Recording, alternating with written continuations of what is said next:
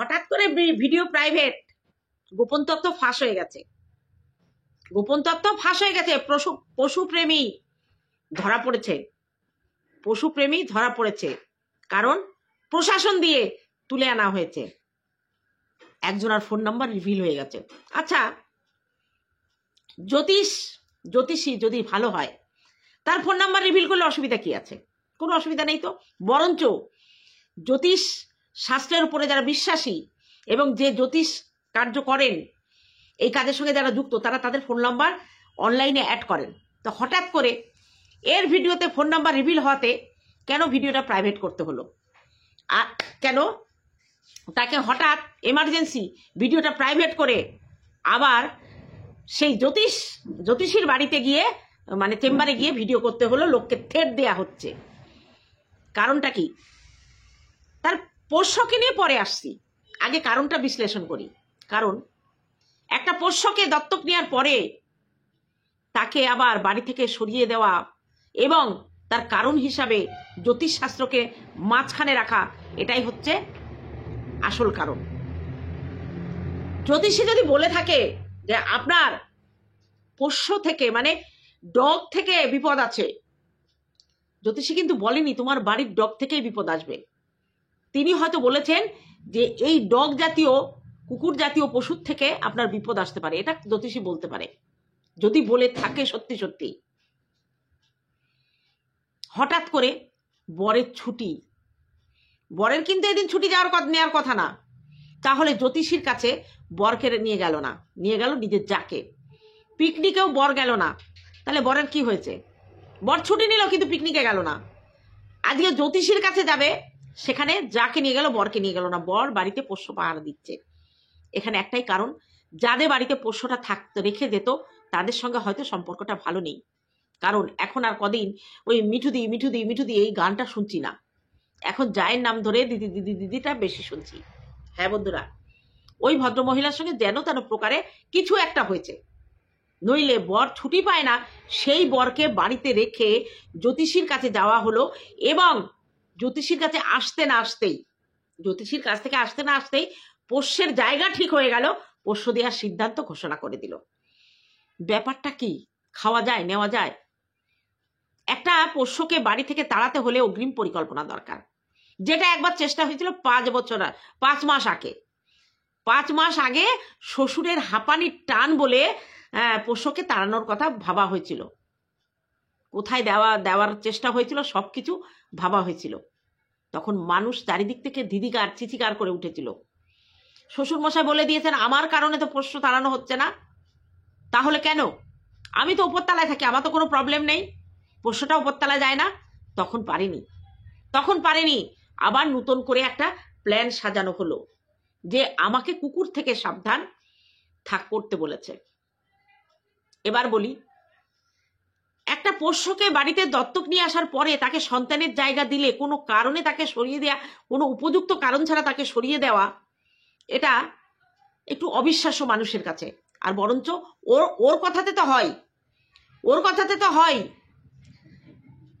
মৌ যেবার প্রথম IVF planning এর জন্য কলকাতায় এলো, আমি দেখা করতে গেছিলাম, ক্যামেরা করিনি, অফ ক্যামেরা। মৌয়ের সাথে আমার যতবার দেখা হয়েছে বেশিরভাগই অফ ক্যামেরা, এবারে আমি ক্যামেরা করলাম। যাই হোক, আমি মৌকে জিজ্ঞেস করেছিলাম তুমি তো প্রেগনেন্সির জন্য চেষ্টা করছো, হঠাৎ তোমার প্রেগনেন্সি সময়টা ডাক্তার যদি বলে যে তোমার মিকিকে তোমার কাছে আসতে দেওয়া যাবে না, তখন তুমি কি করবে? তখন কল্লোল পাশ থেকে বলেছে আমি মিকিকে নিয়ে আলাদা জায়গায় থাকবো, মৌ আলাদা জায়গায় থাকবে, কোনো কারণবশত আমরা মিকিকে ছাড়বো না, কারণ মিকি আমাদের প্রথম সন্তান। মৌকে বললাম তুমি? মৌ বলল আমারও এক কথা, আমি দরকার হলে কলকাতায় থাকতে হলে শাশুড়িকে নিয়ে থাকবো আর কল্লোল বাড়িতে থাকবে, কোনো মতেই আমরা আমাদের মিকিকে ছাড়বো না। এটা হচ্ছে পশুপ্রেম, এটাই ভালোবাসা। সীমা ভালো মহিলা না, সে ধান্দাবাজি, সে হোয়াটসঅ্যাপ গ্রুপের কথা আজকে আসবো। তার বাড়িতে বিস্কুট আছে, আমি দেখেছি বিস্কুট আমাকে খুব ভালোবেসেছিল। আমি যে দুদিন ছিলাম, ও আমার কোলে মাথা রেখে শুতে চাইছিল, কি সুন্দর টুকটুক করে এসে আমার পাশে বসেছিল, আস্তে আস্তে মাথাটা কোলের উপর দিয়েছিল, আমি হাত বুলিয়ে দিচ্ছিলাম। সীমা বলল, গীতাদি ও তোমাকে ভালোবেসেছে, কোনো চিন্তা নেই, ও তোমার ক্ষতি করবে না। ও যাকে সহ্য করতে না পারে না, ওরা আওয়াজ দিয়ে বুঝিয়ে দেয়।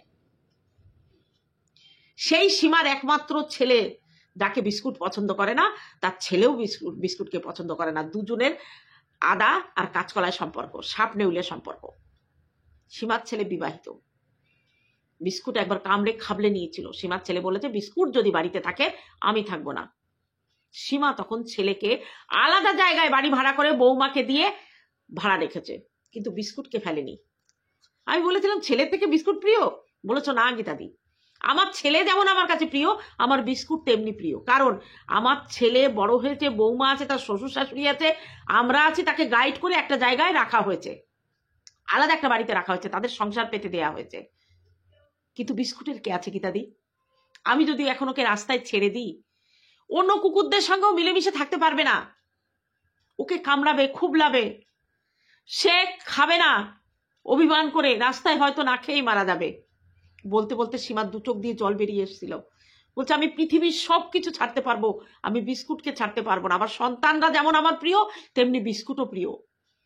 কিন্তু আমার সন্তানদের একটা আলাদা জায়গায় রাখলে তারা নিজেদের মতো করে থাকতে পারবে, কিন্তু বিস্কুট পারবে না। একবার ছেলের জন্য, ছেলে এরকম বায়না ধরলে ওকে একটা পশু আশ্রমে পাঠানোর ব্যবস্থা হয়েছিল। 3 দিন ভাতখানি খাটে তলা থেকে কেউ তাকে বের করতে পারেনি। মানুষকে বলার আগে একবারও ভেবেছিস যে তোর দ্বারা কোনো মানুষ কিভাবে টর্চার হয়েছে? একবারও ভেবেছিস? পেস্তাকে নিয়ে বলেছিলি, একটা জায়গার ওরা বারান্দার একটা ব্যালকনিতে দোতলায় গ্রিলের ব্যবস্থা করেছিল, যে বাড়িতে যদি লোকজন আসে হঠাৎ করে পেস্তা ভয় পেয়ে যাবে, পেস্তাকে দেখে তারাও ভয় পেয়ে যাবে, সেই জন্য গ্রিলের। তখন তুই কি করে বলেছিলি যে পোষ্যটাকে আটকে রেখে কষ্ট দেওয়া হচ্ছে, তার জন্য খাঁচা তৈরি হচ্ছে। তাহলে তুই তুই কি করছিস? তোর প্রয়োজন মতো তো তুই তাকে বেঁধে রাখছিস, তোর পেটকেও তুই, তোর পোষ্যকেও তুই তোর অসুবিধার সময়টুকু বেঁধে রাখছিস। পোষ্য পুষতে গেলে সবাই সবসময় ছেড়ে রাখতে হয় না, কেউ বেঁধে রাখে, কেউ আটকে রাখে বাইরের লোকজন এলে। কণিকাও ঠিক সেইটা করেছিল, অথচ তাকে তুই কত না করে কত জ্ঞান দিয়েছিস। সেদিন মন্দিরা সোমনাথের জনিকে নিয়ে কত জ্ঞান মারলি, তাকে কষ্ট দেওয়া হয়, সে যখন ওরা যখন বাড়িতে আসে প্রচুর কাঁদে, সেই কান্না তারা শুনতে পায় না, তুই শুনতে পাস, তুই শুনতে পাস। এবার ওরা তো ফোন কাটে না, ওরা ভিডিও বন্ধ করে না, কিন্তু তোর পোষ্যটাকে একবার ডাকলে তুই চালাকতো, তুই বন্ধ করে দিস, তুই ওর আর্তনাদ মানুষকে শুনতে দিস না। এবার আমি বলি, আজকে যেদিন তুই জ্যোতিষীর কাছে গেলিস, সেদিন কি করে তোর সবকিছু ঠিকঠাক একদিনে হয়? যে বাড়িটাতে তুই পোষ্যটা রাখবি তাদের সঙ্গে কথা বলা, হ্যাঁ তুই ওই যে বললি নিজের নারী ছেঁড়া মেয়েকেও আমরা পরের বাড়িতে দিই, বিবাহ সূত্রে দিই, এটা হচ্ছে আমাদের একটা সামাজিক রীতি, এবং এটাই পৃথিবীতে হয়ে এসেছে যে কন্যা সন্তানকে বিয়ে দিয়েও অন্যের বাড়িতে দিতে হবে। তুই তো তোর পোষ্যটাকে বিয়ে দিচ্ছিস না, তুই সেখানে এই বিবাহের সঙ্গে বাড়ি থেকে বিতাড়িত করার কি মানে থাকলো? কি তুলনা দিলি? মেয়েদের বিয়ে দিয়ে বাড়ি থেকে বিতাড়িত করা হয় না রে, বাবার বাড়িতে তার হক থাকে, সে যখন খুশি আসে, যতদিন খুশি থাকতে পারে, এমনকি এখন সম্পত্তির ভাগও মেয়ে সন্তানরা পায়। আর তুই তার সঙ্গে তোর পোষ্যটাকে ট্রান্সফারের এক করলি। তাহলে দেখ, তুই দিনের দিন কিন্তু ঠিক করিসনি, পরিকল্পনা তোদের অনেক দিন আগে থেকে চলছে, যে বাড়িতে রাখবি তাদের সঙ্গে কথা বলা, তারা রাজি আছে কিনা, সমস্তটা তোর পর্যালোচনা করতে হয়েছে, আলোচনা করতে হয়েছে, দেখা দেখি হয়েছে।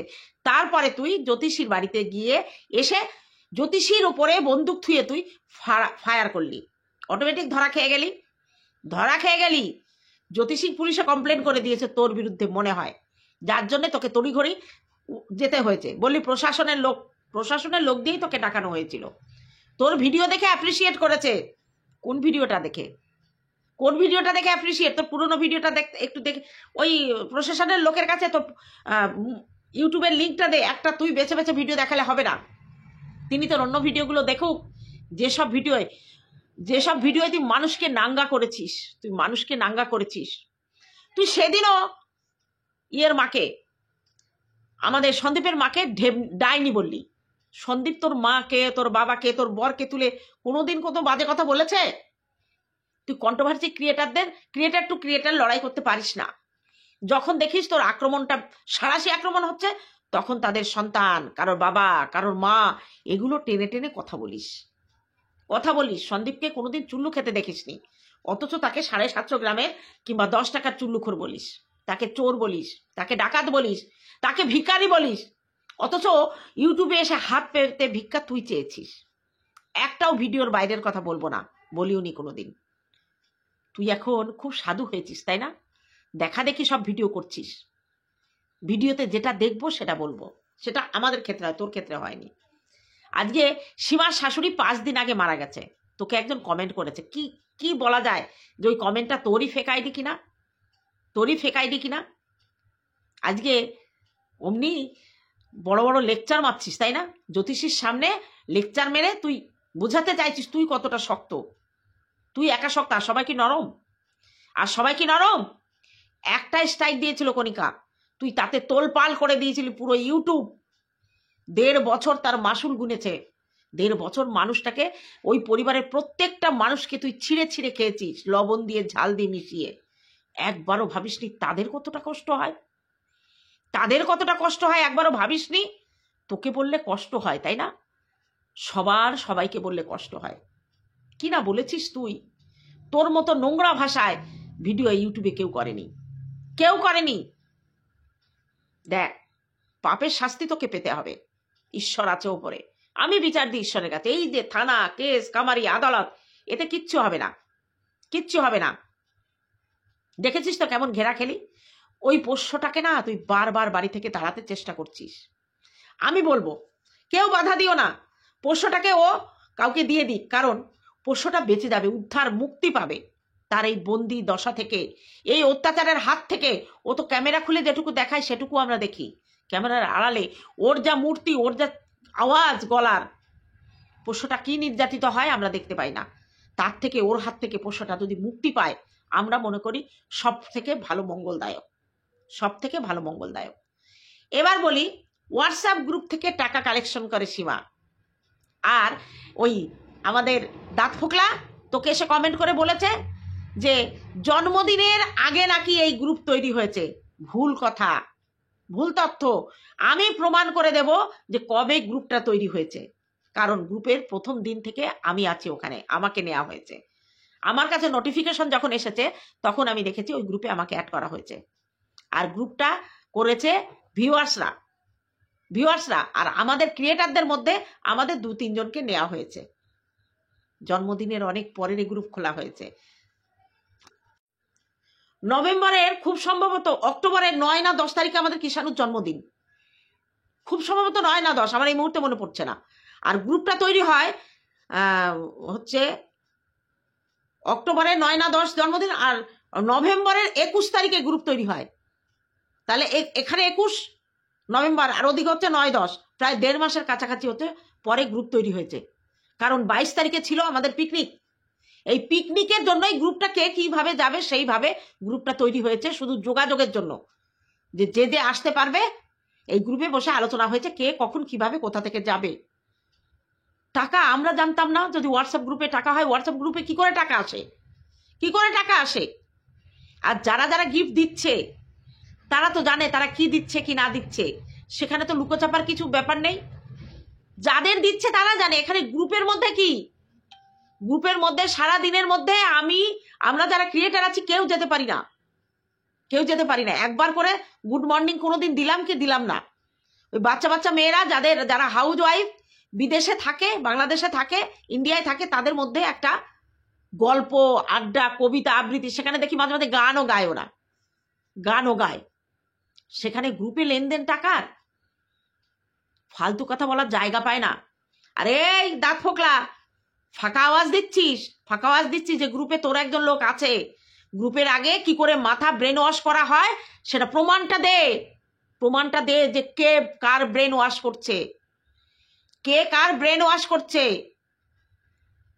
গ্রুপে যারা আছে তাদের উপর বিশ্বাস ভরসা আমাদের আছে।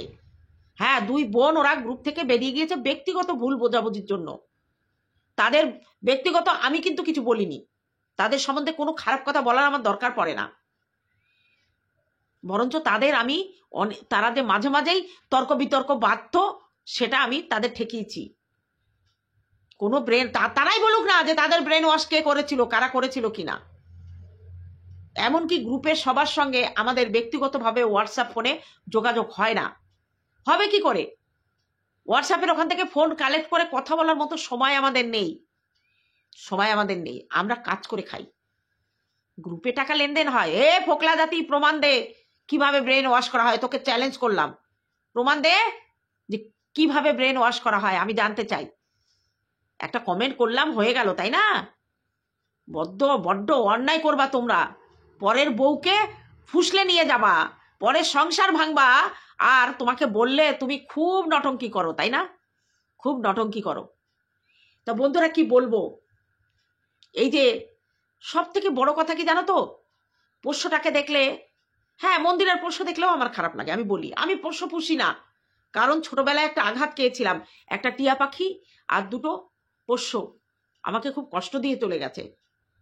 টিয়া পাখিটা বিড়ালে ঘাড় মটকে দিয়েছে, আর পোষ্যটা জলাতঙ্ক হয়ে মারা গেছে। আমিও কামড় খেয়েছিলাম, আমার 14টা ইঞ্জেকশন নিতে হয়েছিল, আমার এবং ভাইয়ের নাভির গোড়ায়। এই পোষা অত সহজ না, মনটাকে উদ্ধার করতে হবে। সন্তানের জায়গা দিয়ে আমরা পোষ্যকে, সন্তানের জায়গা দিয়ে সেই পোষ্যটা নিজের ক্ষতি হবে জেনে তাকে আমি তাড়িয়ে দেব। হ্যাঁ, জ্যোতিষ যিনি আছেন ওনাকে আমি দোষ দেব না, উনি হয়তো বলেছেন যে এরকম জাতীয় পশু থেকে আপনি দূরে থাকবেন, তার মানে কি ঘরেরটা? রাস্তায় চললাম, পাগলা কুত্তা এসে আমাকে কামড়ে দিল, সেরকম জায়গা থেকে দূরে থাকতে বলেছে, কিন্তু তোর ঘরেরটা তো ইঞ্জেকশন দেয়া, সে কামড়ালেও তোর নলি টেনে ছিঁড়বে না, সে জাতের পোষ্য তুই পুষিস নি। কোনো মতে যদি কোনো জায়গায় হাঁচড় টাচড় লাগে তাতে কেন, ওটা তো ইঞ্জেকশন দেওয়া আছে, জলাতঙ্কের ভয় নেই, ইনফেকশনের ভয় নেই, তাহলে কিসের জন্য তাকে সরিয়ে দেওয়া হচ্ছে? প্ল্যান আগে একবার করা হয়েছিল, এবারও সেই একই প্ল্যান করা হচ্ছে। কারণ শোনো, ও এখন ওর ব্লগ চ্যানেলটা দাঁড়িয়ে গেছে, পোষ্যটাকে এনেছিল চ্যানেলটাকে দাঁড় করানোর জন্য, কেননা কণিকার ঘরে পোষ্য, রিম্পার ঘরে পোষ্য, মৌয়ের ঘরে পোষ্য, তারপরে ওই আমাদের কি বলে ওই বড় একটা মিলিয়ান চ্যানেল আছে চন্দন আর কি জানো, কলকাতা ক্যানভাসের ঘরে পোষ্য। ও ভেবেছিল পোষ্য আনলেই আমি ভাইরাল হয়ে যাব, কিন্তু পোষ্যতে ভাইরাল হয়নি। অ্যাকচুয়ালি ওর ব্লগ চ্যানেলটা দাঁড়িয়েছে মন্দিরার দৌলতে, মন্দিরার দয়ায়। তা দেখেছে মোটামুটি, এখন ও বলছে আমিও একটু বাইরে ঘুরে টুরে ব্লগ করব, আমিও ঘুরতে যাবো, আমারও ইচ্ছা করে, কিন্তু ওই পোষ্যর জন্য পারে না। সত্যি কথা, এই যে আমি যখন তখন যেভাবে হোক ফেলে বেরিয়ে যেতে পারি, কিন্তু আমার ঘরে যদি একটা পোষ্য থাকতো, সে তাকে রেখে যাওয়া যায় না, তারা কথা বলতে জানে না, তাদের পেট ব্যথা করলে বলতে জানে না, শুধু ঘেউ ঘেউ করে কাঁদবে, আর লোকের বাড়ি ছেড়ে কতদিন যাওয়া যায়? সেই জন্য ও দেখেছে এই পাপটাকে বিদায় করতে হবে যেন তেন প্রকারে। এদিকে নাটক করছে, বর চোখের জল মুছাচ্ছে, আমি দেবো না, আমি বাঁচবো না। বাঁচবি না তো দিচ্ছিস কেন? এনেছিলি কেন? তোর ওই পোষ্যের জন্য জয়িতার একটা চাকরি ছেড়ে দিয়েছে, মনে পড়ে তোর? মনে পড়ে? মানুষকে শুধু ব্যবহার করেছিস, সব সময় প্রত্যেকটা মানুষকে তুই ব্যবহার করেছিস, ব্যবহার করে যখন তাদের থেকে তো নেওয়া শেষ হয়ে গেছে, তখন তাকে লাথি মেরেছিস। আজকে বড় বড় লেকচার মারছিস জ্যোতিষীকে শুনিয়ে যে তোকে কেউ ভাঙতে পারবে না। কে ভাঙতে চায় তোকে? তুই লড়াই কর না, লড়াই কর, অসুবিধা নেই। তোর মুখের জন্য তুই দাঁড়িয়ে আছিস, তুই অন্তর থেকে কতটা ভেঙে গেছিস তোর চোখ মুখ বলে দিচ্ছে। আজকে যে কোনো একটা ঘটনা তো ঘটেছে, শুধু তোর পোষ্যটাকে দেয়া নিয়ে না, তোর আর একটা পোষ্য দেয়া আছে, দুপাইয়া পোষ্য, তারও কিছু একটা ঘটেছে। নইলে হঠাৎ করে যে ছুটি পায় না, সে বাড়িতে বসে আছে, কালকেই তো দেখা যাবে, তারপরে বলবি ওটা হাতে রেখেছিস কন্টেন্ট, ওটা নিয়েও কিছু একটা হবে। যাই হোক, নাও হতে পারে, বলা যায় না। কমেন্ট বক্সে এসে বলছে সব, সেটা নিয়ে আমরা বলতে পারি, হয়তো পারফেক্ট বলতে পারবো না, কারণ পারফেক্ট বলা যায় না। যদি দেখতাম শুনতাম অবশ্যই বলতাম। কি সুন্দর বলে দিল, ভিডিও দেখে প্রশাসনের লোক অ্যাপ্রিসিয়েট করেছে।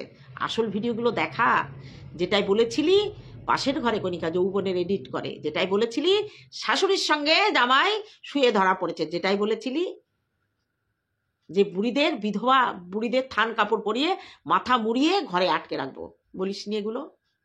রিম্পার ছেলে দুটোকে পিষে দেবে লরির তলায়, খুঁজে পাবে না, বলিস নি এগুলো? তোকে কি বলবো আর। তো বন্ধুরা আজকে এইটুকু রাখলাম। ওর ধমকি, ও মানুষকে বুঝাতে আসে, জ্ঞান দিতে আসে, ওর জ্ঞান দেয় কে? তা চলো বন্ধুরা আজকে এইটুকু থাকলো। তবে আগামীকাল সকাল 9টায় আমার চ্যানেলে চোখ রেখো, একটা ধামাকাদার ভিডিও আসবে। তা চলো আজকের মতো এইটুকু রাখছি। ভালো থেকো, সুস্থ থেকো সবাই। আর সবাই ভগবানের কাছে, ঈশ্বরের কাছে প্রার্থনা করো যেন ওর পোষ্যটা মুক্তি পায়, ওর হাত থেকে পোষ্যটা মুক্তি পায়। তা চলো টাটা, গুড নাইট আমার ভিউয়ার্সদের জন্য।